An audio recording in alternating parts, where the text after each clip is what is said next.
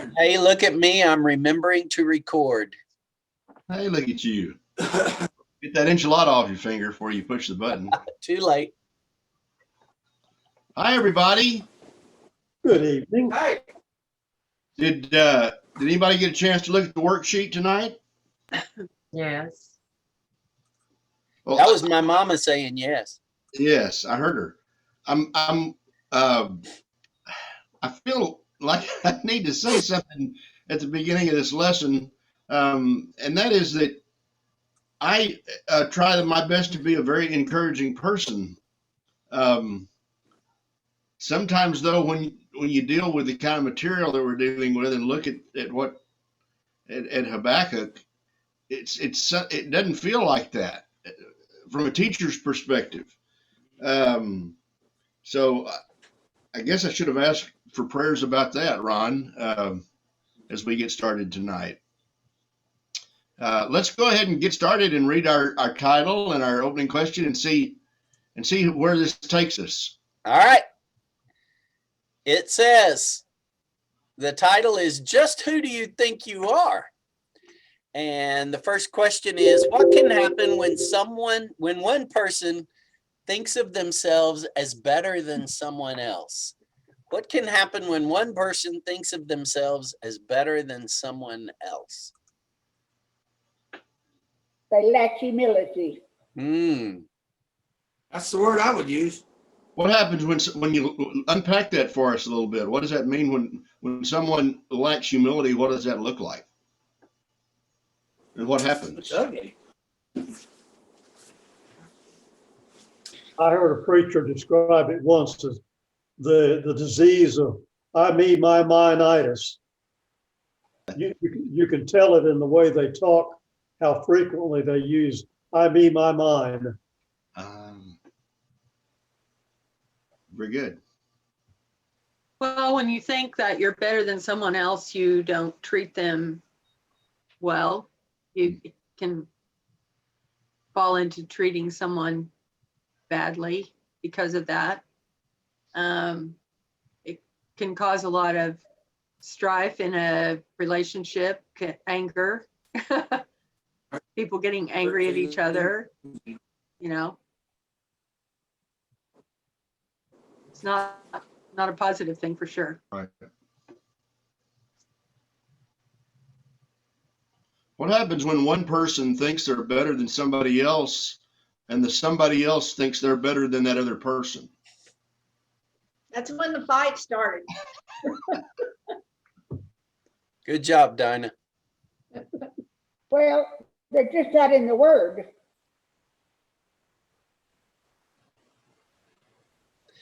Well, for one thing, the conversation, such as it is, wouldn't last long. Because they're talking past each other. Right. And whatever the conversation was aimed at, right out the window. Nothing will get done to resolve the situation, problem, whatever brings the two opinionated people together. It seems like it would be what's going on in the world right now. All this hate and killing and war and all this stuff that's happening. Okay. Well, It only takes two people to be ugly to one another, and it turns into, and then who knows where it goes. Especially two people in power, to be the next. I mean, history's proven that, right? we're going to listen to more of this conversation between Habakkuk and God tonight. We're going to pick up a little bit with something that we looked at briefly last week, and then we're going to continue on. And there is this overarching question, I'll just tell you right now, and you're going to see it in the very first few lines of the worksheet. Habakkuk's second approach to God, his first approach didn't work very well. We saw that. His second approach to God is just full of this: why would you use bad people to punish or even destroy good people. So let's go ahead and revisit that stuff. Ron, just read us through the worksheet there, and anybody that has, Habakkuk ends his second complaint to God by asking, you really aren't going to allow bad people to destroy good people, are you? The bad people are blank and the good people are blank. so the bad people are who in Habakkuk's mind and what he's seen in his vision? It would be the Babylonians. That would be correct. That'd be right. Yeah, And but of course, the good people are who? Israel. Right. Okay. So that's, I think we've got that. I think everybody's got that straight. So let's keep going. But as simple and simply stated as that is, God is about to unfold to Habakkuk what the results of that kind of thinking. So let's keep going. Muttering under his breath. This is Habakkuk 2 from the Message translation. What's God going to say to my questions? I'm braced for the worst. I'll climb to the lookout tower and scan the horizon. I'll wait to see what God says, how he'll answer my complaint. This shows us that Habakkuk blank.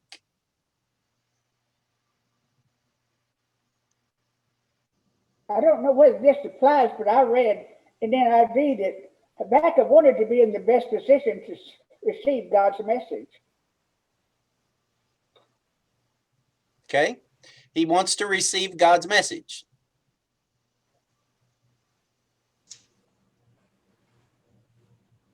Well, he's apparently expecting an answer. What kind of answer is he expecting? Not a good one. Not a good one. Yeah, I'm bracing for the worst, Right. but On some level, he knows that so far he's come across as somewhat disingenuous. Would you agree with that? Maybe. I'm leaning towards it very hard. I also think it's interesting that Habakkuk says, so I've done everything I can do, and rather than do nothing, I'm going to do something. And what is that? I'm going to go climb up the walls of the city and keep a lookout. And now, what in the world? What does he hope to achieve? There's nothing to achieve from that, is there? Just receiving an answer from God, But apparently. he can do that anywhere, can he? Yeah. He doesn't need to be on the ramparts of a wall to receive a message from God. It's just he just knows. I mean, most of us have been in that situation as we've dealt with a situation or a conflict or in the middle of an argument or whatever, and we know even as we're saying the stuff that we're saying, it's just not doesn't hold water, and the result is not going to be good. So God does start to speak again. And remember, this is the Message translation or the Message version. So it's going to sound a little bit different, but I had my reasons for wanting to use this tonight. So let's listen to what God says next. And then God said, and then God answered, write this, write what you see. Write it out in big block letters so that it can be read on the run. This vision message is a witness pointing to what's coming. It aches for the coming. It can hardly wait, and it doesn't lie. If it seems slow in coming, wait. It's on the way.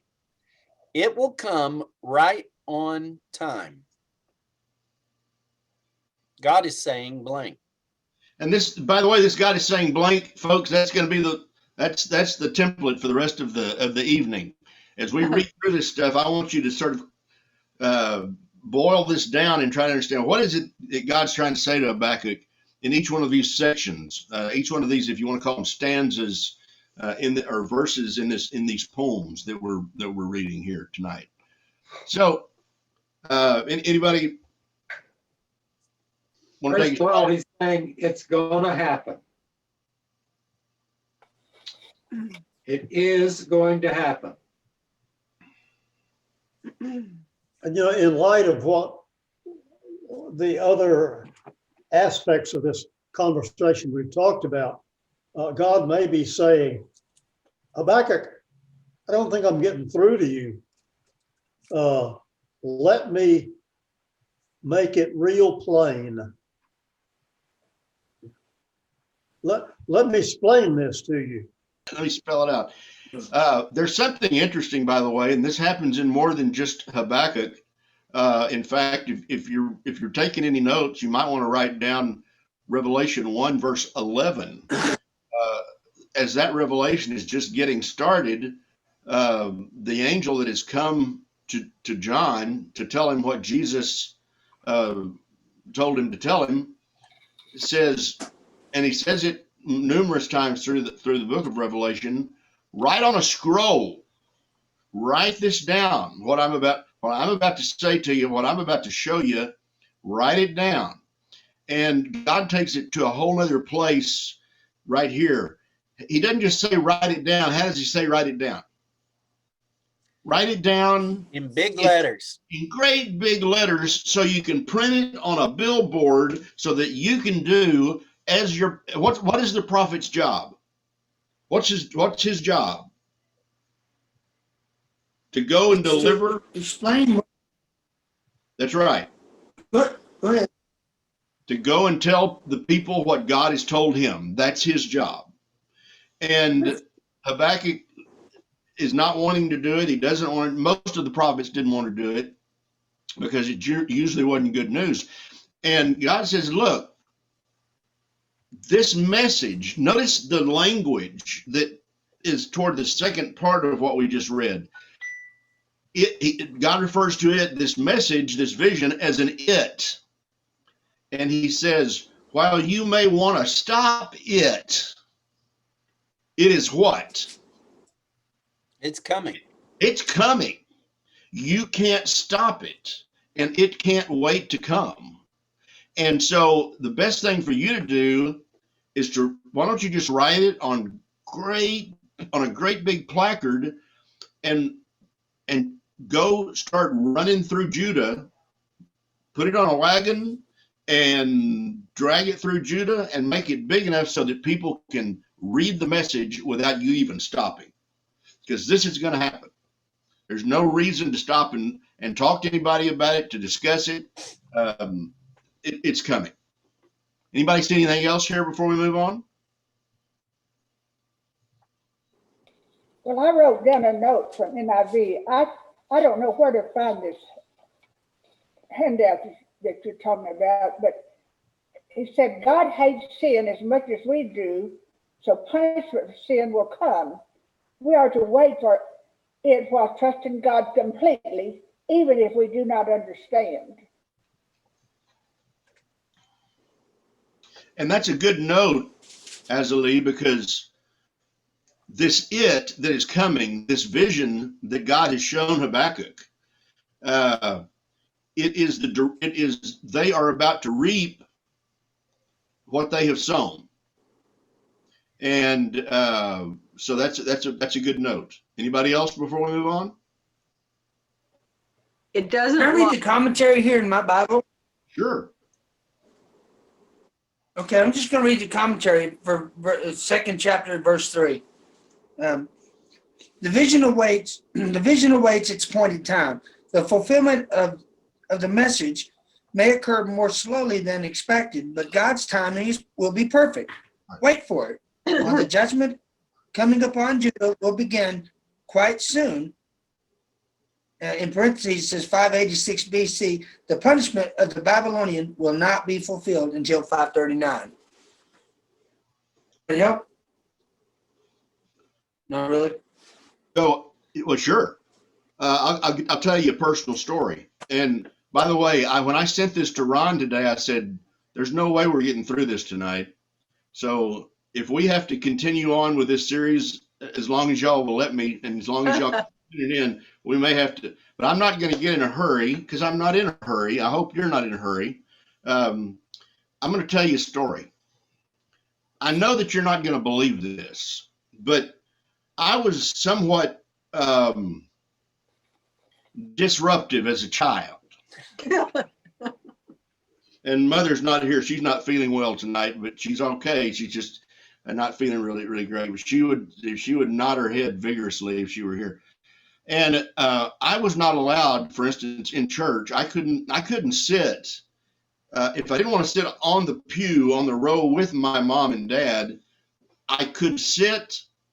My only other choice was to sit right in front of them on the next pew, and it had to be in front of Dad. Because Dad had this really huge ring that he wore. It was his Abilene Christian University graduation ring. And that ring, I have little indentions that say ACU back here. If I got tickled or got doing something I wasn't supposed to do, like, I don't know, making an airplane out of the visitor's card, something that you just do. Everybody does it, right?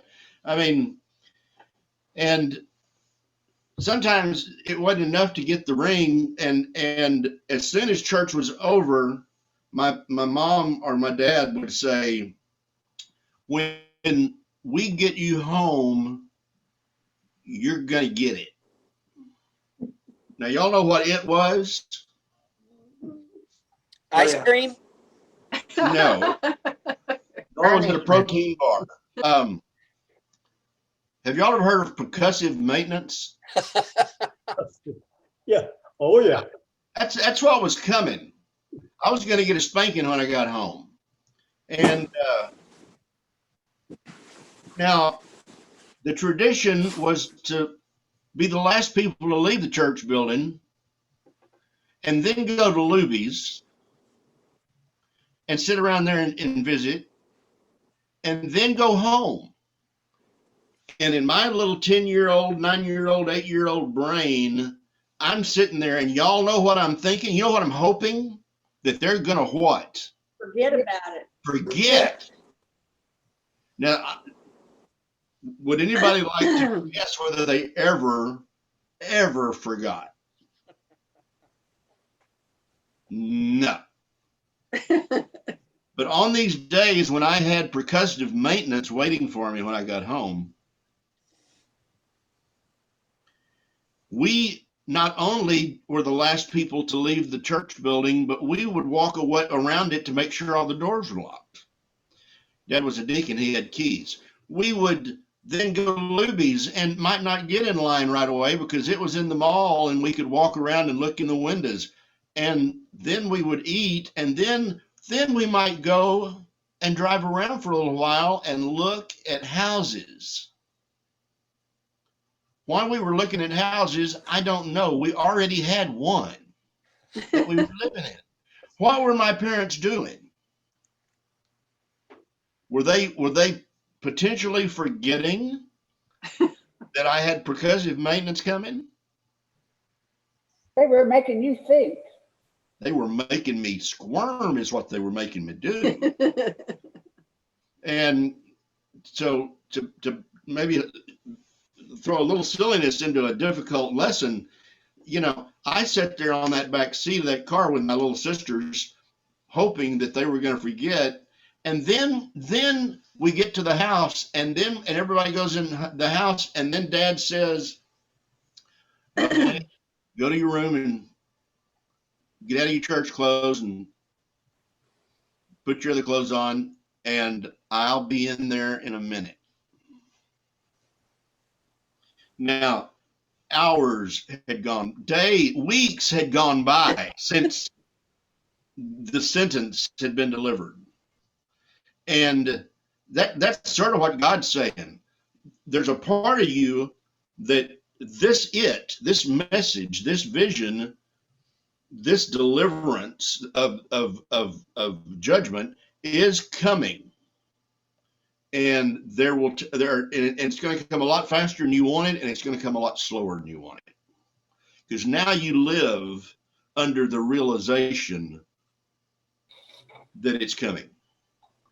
And time, you know how time is elastic. Sometimes it goes really fast and sometimes it slows way down. And it can do both of those things seemingly at the same time. That's what he's saying.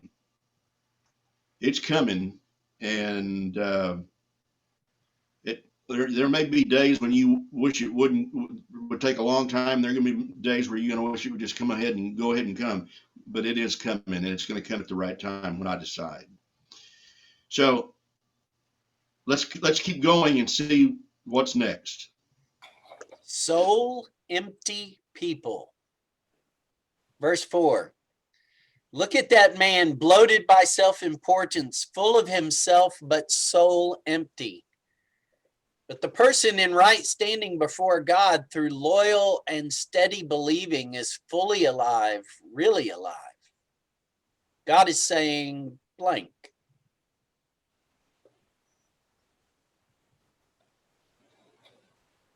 There are some good people. There are some good people somewhere. So remember how Habakkuk left. Remember his second argument, his approach to God. Why are you going to send bad people, right, to punish us good people? And God says, all right, let's talk about that for just a minute. Because the way, Habakkuk, that you set this up, there are two kind of people in the world. There are people that live in a way that's pleasing before me, and there are people that live in the world that live in a way that's not pleasing toward me. You're saying you're part of the group that is pleasing, and you're saying the group that's coming, the Babylonians, are not pleasing. Now, let me tell you very quickly, let me give you two little quick definitions of what it looks like to be the kind of people that please me and what it looks like to be the kind of people that don't. Now, Ron, with that in mind, let's read that one more time and hear what God is saying. The first is the description of people that don't please him. Look at that man, bloated by self-importance, full of himself, but soul empty. But the person in right standing before God through loyal and steady believing is fully alive, really alive. So, Danny, can I read it from the NIV? yeah, give me a second, and Okay. then I want you to. Yes, I'd like you to.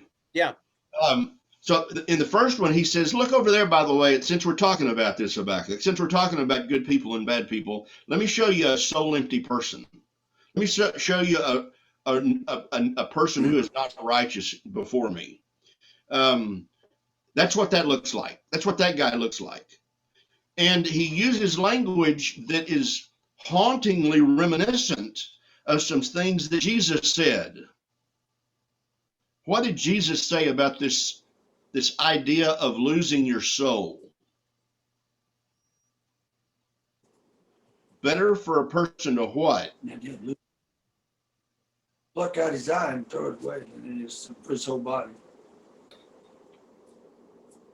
When Jesus was teaching once, what did he say? What good is it if you gain the whole world but lose your soul? Lose your soul. Yeah. Lose your soul. That's the person. That's the person that's not right before God. That's the bad person, using the terminology of Habakkuk. God's just jumping right in there and saying, okay, you want to talk about it this way? We'll talk about it this way. And Jesus says later, we're still talking about it that way. You can get everything you think you want. Everything you think, where you just are, your life is as full as you can possibly think it is, and your soul is empty. In fact, your soul is gone. And that's the guy. Look at him. He looks full. He's bloated, in fact. But his soul, he's empty. He's soul empty. And then I know the part that Ron wants to read. And so if you want to go ahead and read it, because God's going to say, he's going to read it. What are you going to read it from, the NIV or? NIV. Yeah, go ahead and read the second part. So now that's the definition and the description of the person who's not good before God, who's bad before God, as far as Habakkuk, given the terminology that Habakkuk's chosen to use. But listen to this phrase. You've heard this before. See, the enemy is puffed up. His desires are not upright, but the righteous person will live by his faithfulness. Have you ever heard that phrase before? Yes, Paul quotes it. Paul quotes it, and he quotes it talking about who? Say that again, Azalee. Okay, see, I'm looking at that NIV quote, and it's talking about the Babylonians and what the righteous will live by faith. Paul quotes it in Romans 1:17. For in the gospel, the righteousness of God is revealed, a righteousness that is by faith from first to last. The righteous will live by faith. And then the next thing it says, living by faith is helpful to all Christians who must live through difficult times without seeing signs of hope. Christians must trust God in directing all things according to his purposes. So if we are sitting in front of this puffed up Babylonians, we're not being kind to them, but we are supposed, in our day and time, I would say something complimentary to them. Well, the judgment's not ours, is it, Azalee? That's the truth. It's not ours. That's right. That's what I'm trying to get away from, is trying to think better than the next person. Does anybody remember where? No, sir. Samson, my dog. I'm sorry.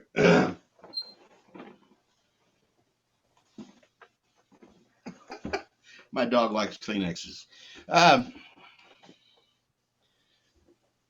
The first time we come across this, though, is in the Old Testament, and it's about Abraham.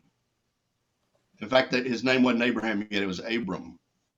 And do you remember what happened? God comes to Abram and says, "What?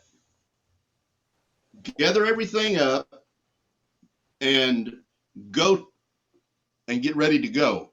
Where are we going? I'll show you." Well, what do I tell my wife? I'll show you. And what did Abraham do?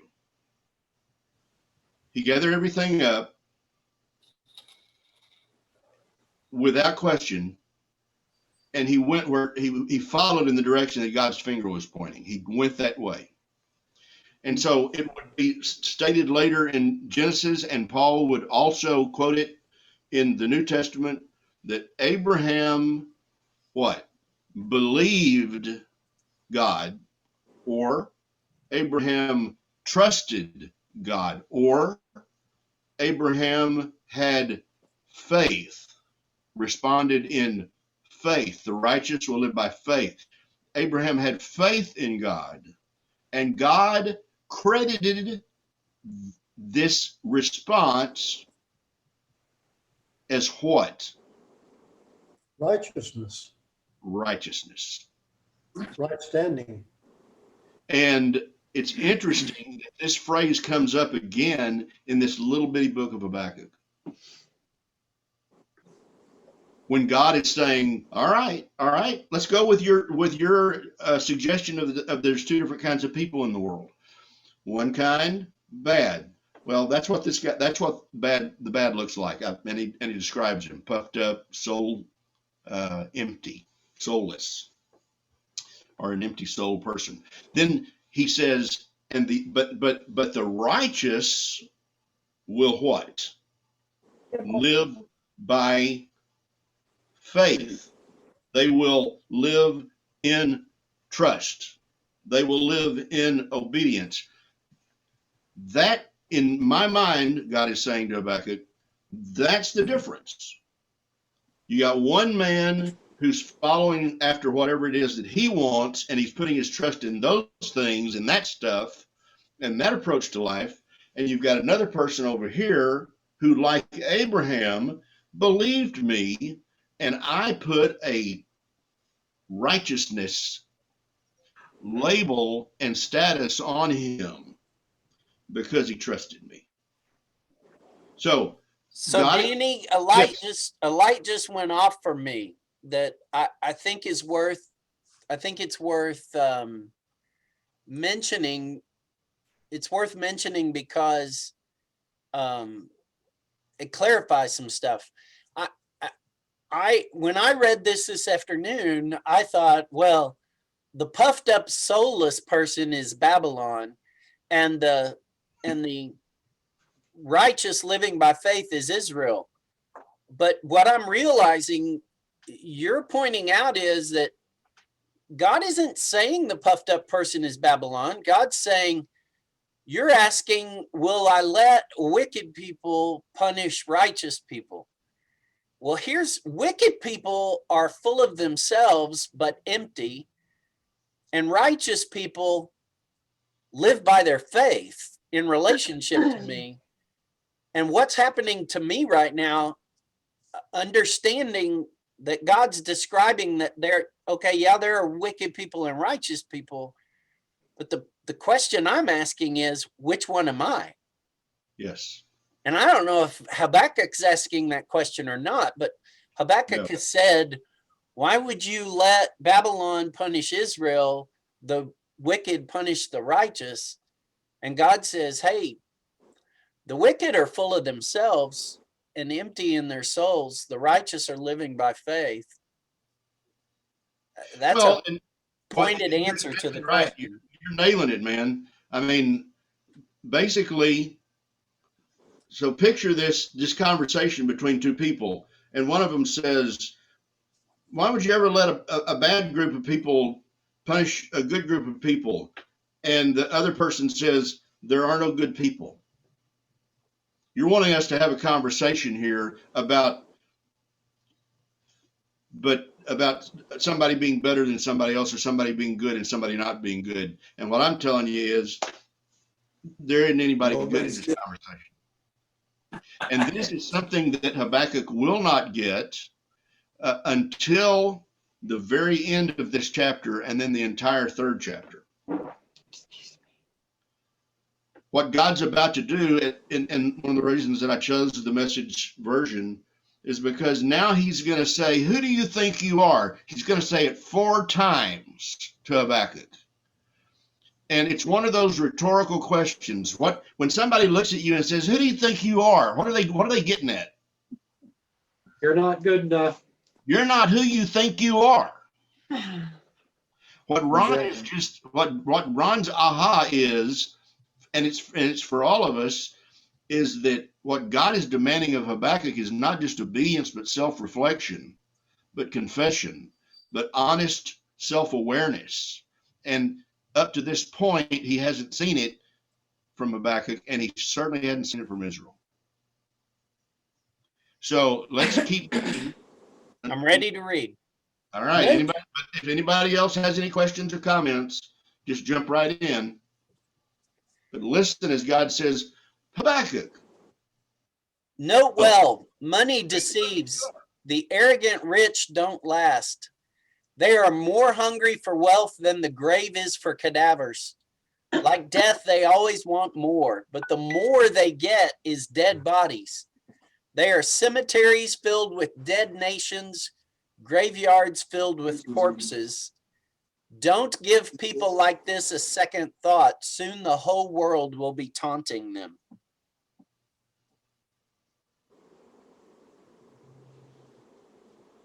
So God is saying what?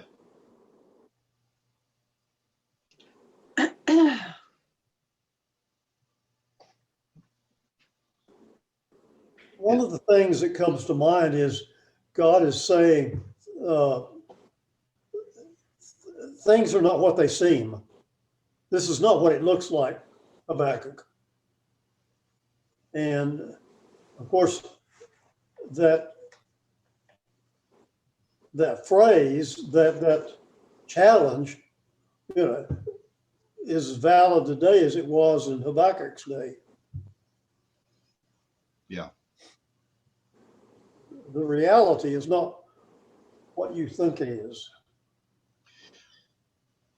When Jesus comes to the earth and begins his ministry, he says, maybe even almost on a daily basis, as new people come to him, he says, do you want to be my disciple? Take up your cross and follow me. 3 things. Deny yourself, pick up your cross, and follow me. Now, the description that Ron just read to us after God says, who do you think you are?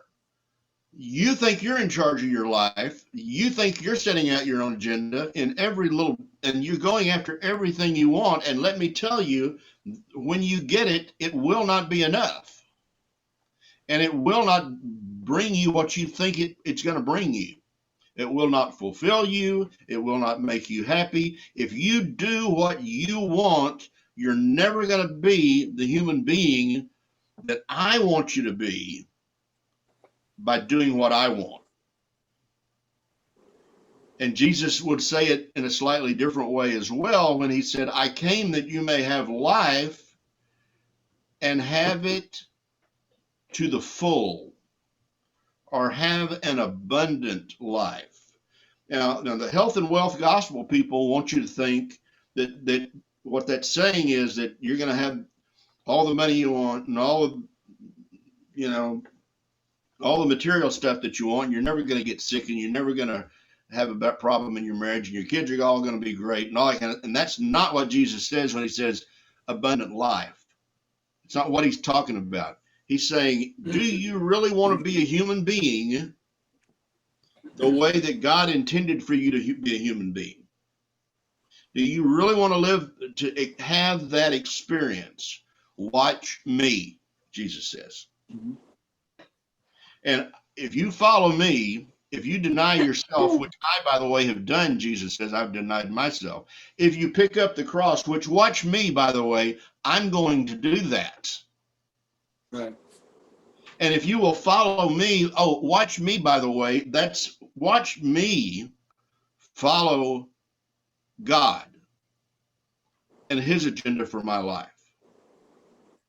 Not doing what I want. And Jesus will bump up against a real tough place in the garden when he says, the night that he's about to be arrested, he says, now that I'm here and now that I'm right up against it, Father, is there any other way we can work this out?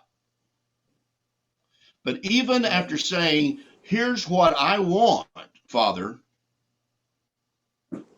but not what I want, but what you want. And that's in this first section. That's what this first section of the who do you think you are? Who do you think you are? You really think you're smart enough to know what you want, what you need, what will make you happy? You think you are? Who do you think you are? It's good. People that are quote unquote good, Habakkuk, they do what I want. They live the way I want. They treat people the way I want people to be treated. Mm-hmm. That's what this first who do you think you are is about. Anybody got a thought or question before we move on to the next one? Well, when you read that, I made this note. God is not against riches, but Babylon riches had come from misfortunes for others, but these riches would only be fuel to fire. Riches are not evil, but God condemns the riches and the evil means of acquiring them. It's what you do with what you have, all the while thinking what God would want us to do. So people won't want to be discouraged if they have money. They just have to be encouraged what they do with it. How they got it and what they do once they get it. Yeah, that's right. But once again, God is it's interesting. He's buying into Habakkuk's conversation about good and bad people. He's just saying, Habakkuk, there are no good people here. What's next, Ron? Okay, moving right along. Verses 6 and 8. or 6-8. Who do you think you are, getting rich by stealing and extortion? How long do you think you can get away with this? Indeed, how long before your victims wake up, stand up, and make you the victim? You've plundered nation after nation. Now you'll get a taste of your own medicine. All the survivors are out to plunder you, a payback for all your murders and massacres. God is saying blank.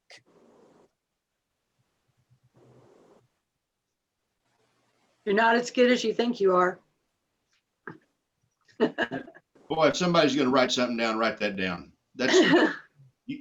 Take a really good hard look at yourself. You think you are so drastically different from the Babylonians, but you're not. Right. And you look down on them because of their ruthlessness, and yet, and this is going to sound real familiar, and this is going to sound political, and I'm not being political. I'm just telling you what God said about this at this moment in time in Israel.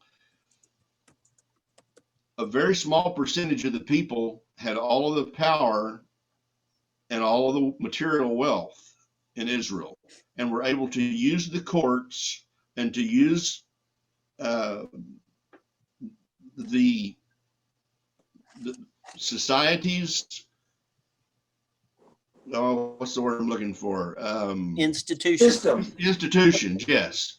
To do and to get what they wanted, to take it away from the people. You remember, there's another story once again that comes to mind. These stories keep coming to mind because this is nothing new. Remember when David was up on that rooftop that night, and he looked down and saw a woman taking a bath on another rooftop? Her name was Bathsheba. Yeah. And if, without taking all the time to retell a story that you probably already know, remember when his prophet came to him and said, "Let me tell you a story, David. I got a problem. I need you to fix it." And then he tells him the story about the poor man who had this lamb who wasn't even treated as an animal, but treated as a member of the family, slept in the house with him. And his master came and got that lamb and killed it and fed it to some of his friends at a dinner party. And David was enraged, and he said, "Tell me who this is. Tell me where this happened. I will bring down fire upon this man that took this other man's lamb." And the finger came up underneath his nose, and he heard these words, "David, you are that man." And this was what was going on in Israel. Oh, yeah, it was going on in Babylon too, but you would expect it there. God expected it there. But he did not expect it in Israel. So this is another little category that's not little, it's huge, but where the people with the power get to take what they want, get to wage war when they want. And who fights the wars, by the way? Is it the people with the power and their rich sons and daughters? Are they the ones that go to war? No, it's the poor people. It's their sons and daughters that go to war. All of that is in this little section that we just read. And God is saying, once again, Habakkuk, you're talking about good and evil, good and bad. I don't see any good here. Because Israel's been doing the same thing Babylon's doing. Show me some good. Just show me some good. But I'm going to tell you there's not any here. All right. You want to keep going, Ron? How are we doing? All right. Is everybody logging out? I can't tell. Is everybody No, they're still here. Verses 9 through 11. Who do you think you are, recklessly grabbing and looting, living it up, acting like king of the mountain, acting above it all, above trials and troubles? You've engineered the ruin of your own house. It's ruining others. You've ruined yourself. In ruining others, You've ruined yourself. You've undermined your foundations, rotted out your own soul. The bricks of your house will speak up and accuse you. The woodwork will step forward with evidence. Woo! God ain't messing around. I got my house on the hill, right? Now, I may have had to step on a whole lot of poor people to get there.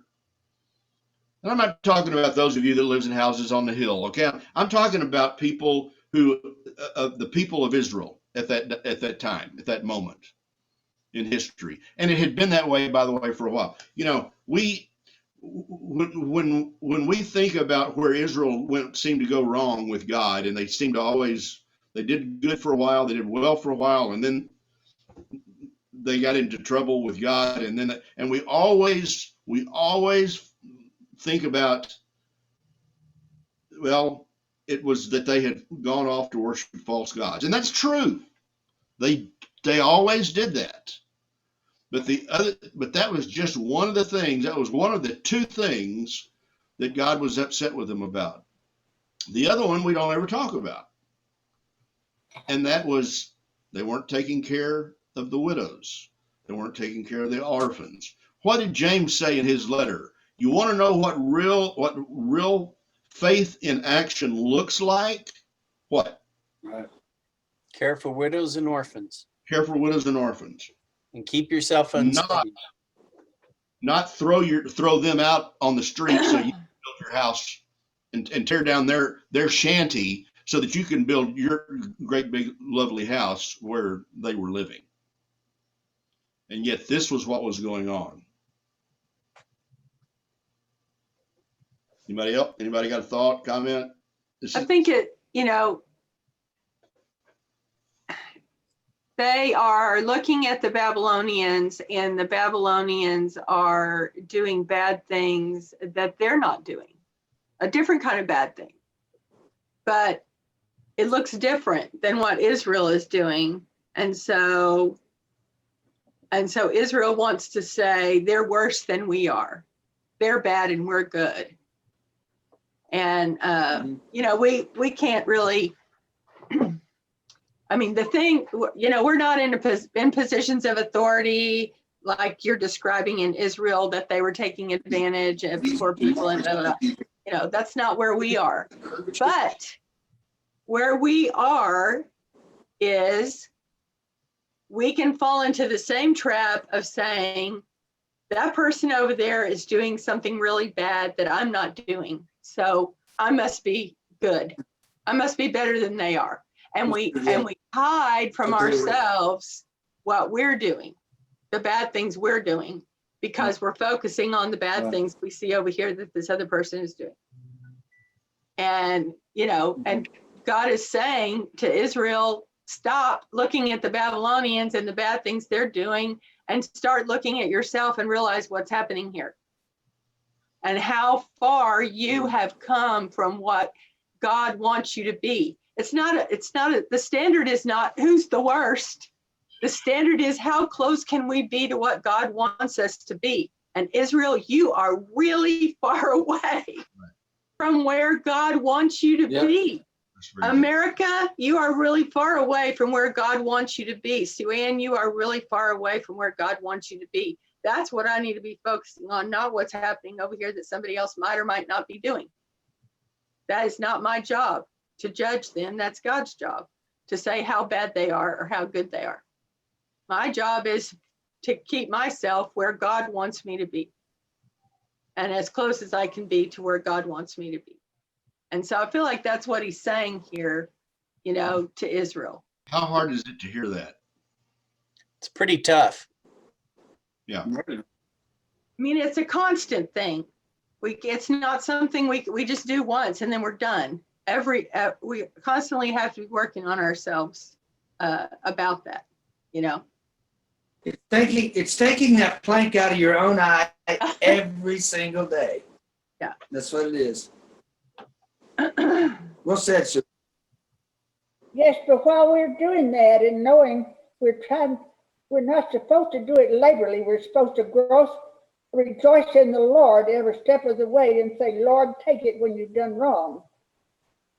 Yeah. I Yeah, don't that's- think so, Azalee. I don't think I'm supposed to rejoice every step of the way. I think sometimes I'm supposed to grieve and mourn over my sin. Yeah. You know, I agree with that. I mean, when I went to visit Africa and I lost, I missed my flight home. I went to the ticket agent, and I'm gonna be honest with you. I wanted to say to her, lady, I'm an American. You need to fix this. And I felt that inside me that, you know, I'm from the greatest nation in the world. You need to do, and I realized it when I got there. I mean, I had a Holy Spirit come to Jesus moment. And, you know, it was my fault that I missed, but I instead of dealing with my own mistake, I wanted to exert my privilege in influence. And so I had to say, no, that's wrong. And I'm not going to rejoice about that wrong attitude. What I'm going to do is I'm going to humbly say, is there any way you can get me home for my child's birthday that is in 3 days from now? You know, because I really want to do that. And I'm sad. And you know, it worked out, but there was an arrogance in me that said, I'm a person of privilege and position. You should take care of my needs. But that was momentarily. Mm. And It anyway, didn't, it wasn't brand new. I didn't just come up with that idea all of a sudden. That was, you know, I caught that from my culture over time. It's tough to be honest with ourselves about our own sense of self-righteousness and privilege. Yeah. That's very difficult. I know that we're sort of out of time. Will you allow me to deal with can we experience together what God finally says will happen for someone who does No. these three things, these three who do you think you are things? He's got one more, and it's sort of what he's been doing is showing us, if you go down this road, this is where you may think getting your way is the ultimate expression of getting what you want. But it's not going to put you where you want to be when you get there. So do you want me to read? There's two more. Do you want me to read both of them, or do you want to skip all the way down to verse 20? Nah. What do y'all want to do, folks? I want to stop and pick up next week. Okay. Yeah, so we can really look at it. Is that all right? Yeah. So spend some time with those next "Who do you think you are" statements, because what God is, and go ahead and revisit the rest of it, because what God's showing is you are building. You aren't see what you're doing, and I guess I'll leave us with this. God's saying what you think you're doing is just simply getting your way. Just simply getting what you want. And there's no really big, horrible, bad deal about that. You know, I mean, everybody does that. Everybody tries to get what they want. You know, and some people who got the most power or got the most resources or whatever, they're able to start to get what they want more than everybody else. But, you know, that's just the way the world works. And all the rest of us, you know, everybody else just has to deal with it. But, boy, if you can, get yours. If you can, get yours. And you think that's because it's no big deal, really. It's just, Ron, if you had gotten on that plane, no big deal, really. That would just have been, that had just been one little momentary victory that you would have gotten. No big deal in your mind. In fact, maybe you even deserved it. And what God is wanting Habakkuk to see is know what you're doing every time you do that, every time you choose your way over God's way, every time you choose your comfort over that might cause somebody else's suffering. Every time you do that, you are becoming the kind of person.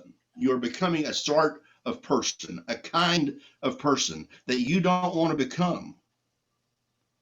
You don't get to do these things and they not have, you think that they're maybe, oh yeah, so maybe they'll only have a negative effect on this guy, but I don't know that guy anyway. And he'll get over it. But go back and read what we've read so far. What God is saying is, no, it's not just that you're doing a disservice, that you're harming another human being, you're killing yourself.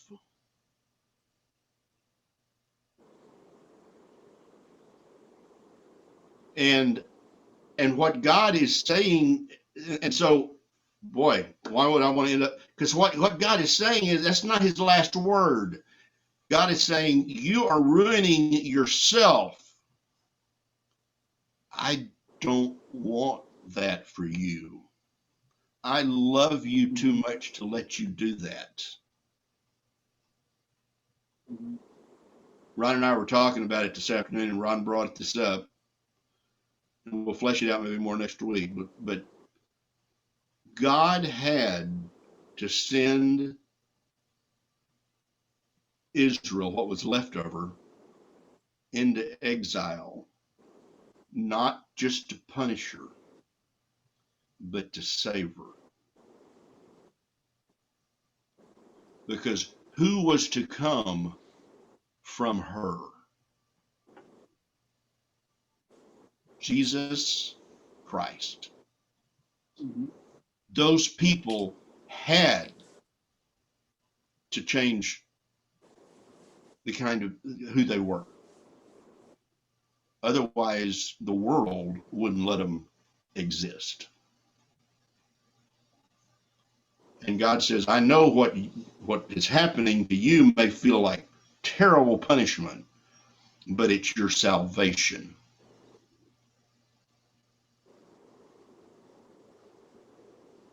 So I guess I'll leave it there. So next week when we come back, I want to back up and start with the verses about building your house on the hill, and we'll finish out chapter 2 next week. Ron, Yes, Aslee. I want to read a prayer of David. Okay. Is that going to be our closing thing? Because I think a couple other people had something to say. Oh, all right. Okay. Did I hear somebody else start to say something? No? Last Not chance. here. Okay. All right, Aslee, close us out with a prayer of David. Hear me, Lord, and answer me. Am I poor and needy? Guard my life, for I am faithful to you.